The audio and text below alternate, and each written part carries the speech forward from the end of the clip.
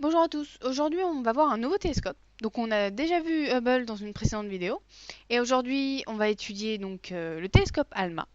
Alors déjà le télescope ALMA il n'a pas la forme traditionnelle, celle qu'on imagine pour un télescope. Quasiment sûr que vous, quand vous pensez à un télescope, vous vous imaginez ça ou encore ça. ALMA ça ne ressemble absolument pas à ça. C'est 66 antennes comme vous pouvez le voir qui sont donc reliées ensemble. Ces antennes, on les appelle millimétriques car elles travaillent dans les longueurs d'onde de l'ordre du millimètre. Donc le télescope ALMA, c'est ce qu'on appelle un interféromètre. Un interféromètre, c'est un réseau d'antennes réparties dans une zone qui travaillent ensemble.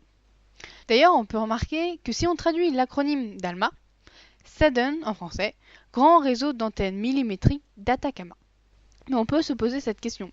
Quel est l'intérêt d'utiliser un interféromètre plutôt qu'un télescope classique?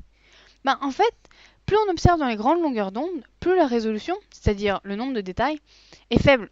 Et pour augmenter la résolution, il faut construire un miroir qui est plus grand, car il pourra collecter plus de lumière et donc on aura plus de détails. Mais il est impossible de construire un miroir qui serait assez grand pour pouvoir observer dans les mêmes longueurs d'onde et avec la même résolution que le télescope ALMA. En effet, il faudrait un miroir qui ferait plusieurs kilomètres de diamètre.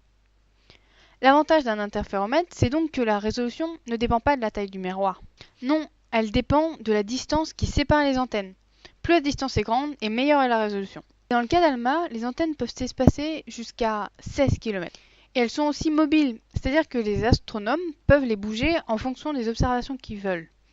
Donc ils peuvent, s'ils veulent, toutes les utiliser en même temps, et ils auront l'équivalent d'un télescope avec un miroir de plusieurs kilomètres de diamètre, mais ils peuvent aussi les utiliser par petits groupes, et ils obtiendront plusieurs télescopes, ce qui leur permettrait d'observer à différents endroits simultanément. Et grâce à cette technologie, ALMA est 10 fois plus précis que Hubble. Donc les antennes recueillent de la lumière, et ensuite elles les transmettent à un superordinateur. L'ordinateur ensuite rassemble toutes les données et donc on obtient une image similaire à celle qu'on aurait obtenue avec un télescope de plusieurs kilomètres de diamètre. J'insiste beaucoup sur cette notion et je la répète, mais c'est parce que c'est vraiment l'enjeu, le but d'un interféromètre et d'ALMA. Le télescope ALMA observe les radiations dans les domaines des infrarouges et des ondes radio. C'est pour cela qu'on l'a installé sur le plateau du Chajnantor au Chili, car le télescope est situé à 5000 mètres d'altitude et c'est l'un des endroits les plus arides de la Terre. C'est important car la vapeur d'eau présente dans notre atmosphère absorbe les radiations qu'ALMA est censé étudier. Et donc je voudrais terminer cette vidéo en parlant de ce que ALMA observe. Parce que c'est assez particulier. ALMA peut être utilisée par les astronomes du monde entier. Donc les Européens peuvent l'utiliser, les Américains peuvent l'utiliser, et elle n'a pas d'objectif propre. Ces objectifs changent en fonction des astronomes qui l'utilisent. Et comme on l'a vu tout à l'heure, il peut très bien être utilisé par petits groupes pour former des télescopes différents. Et donc du coup, plusieurs astronomes peuvent l'utiliser en même temps pour des objectifs différents. Voici comme un exemple une photographie prise avec le télescope ALMA. Il s'agit de la galaxie Centaurus A. Je vous laisse donc apprécier la beauté de l'univers.